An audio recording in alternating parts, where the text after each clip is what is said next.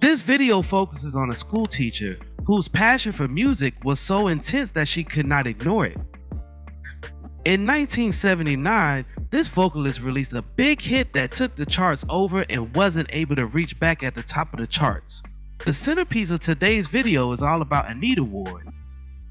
Before we start, let's be sure to leave a like on the video, subscribe to the channel, and push the notification bell to be sure you won't miss on any more uploads.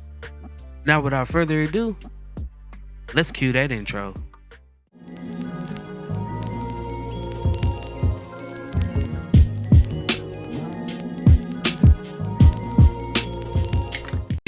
Born on December 20th, 1957 in Memphis, Tennessee, at a young age Ward became interested in music, particularly gospel.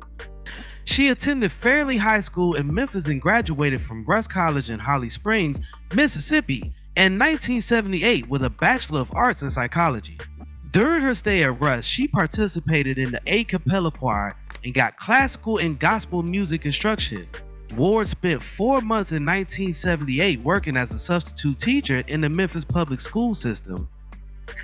Ward quickly recognized that music was too important a part of her life to ignore, so her manager introduced her to singer and songwriter Frederick Knight.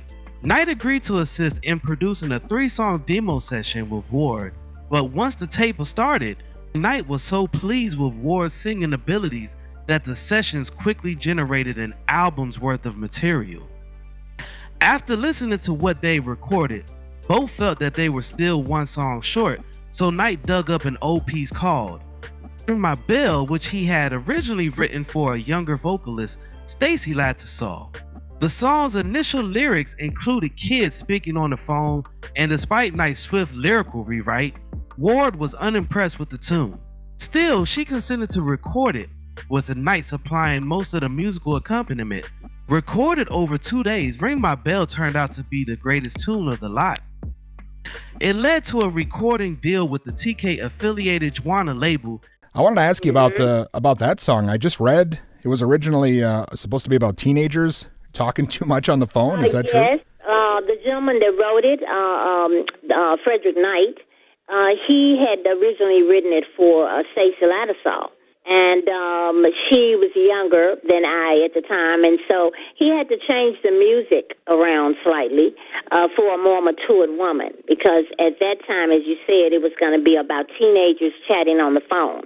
And so, yeah, he changed it around some. Russ College in Holly Springs, Mississippi, that's where I got my start. I was singing for a play, The Godspell. Okay. And, my former manager, who was an administrator at the college, also dibbled and dabbled around in the music business. And so, and actually what he did is he heard me sing. He asked would I like to be a recording artist. Nice. I told him yes.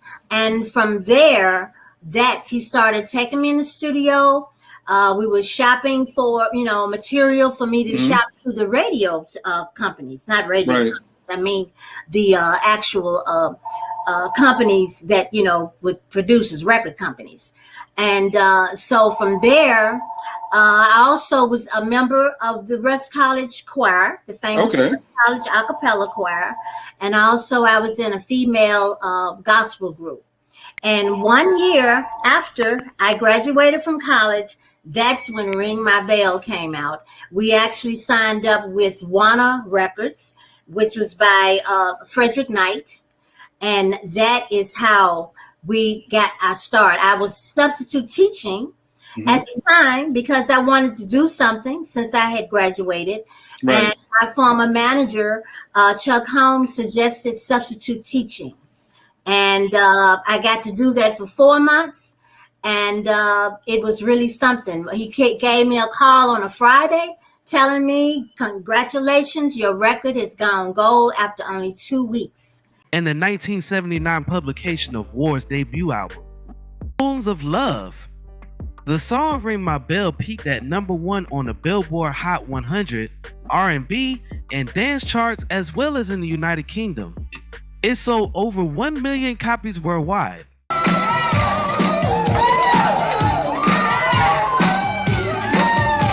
Later same year, Ward released the album Sweet Surrender, which featured the single Don't Drop My Love, which peaked at number 52 R&B and number 87 on the Billboard Hot 100.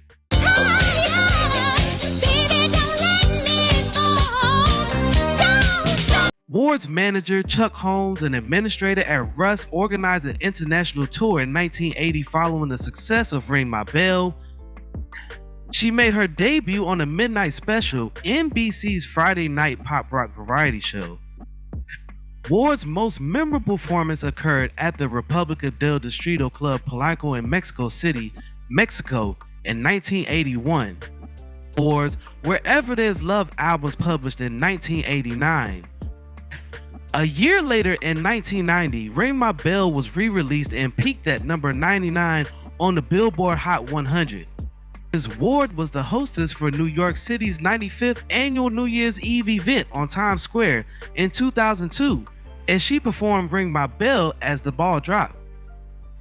3 years later, in 2005, the Beale Street Merchants Association in Memphis, Tennessee, welcomed Ward to the New Year's Eve event at Beale Street and B.B. King Boulevard, where she sang Ring My Bell.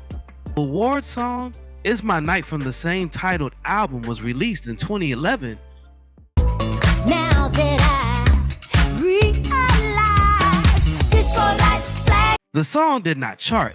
Anita Ward retired from traveling but still performs on occasion, like as at the 2016 International Gala at Memphis historic Peabody Hotel.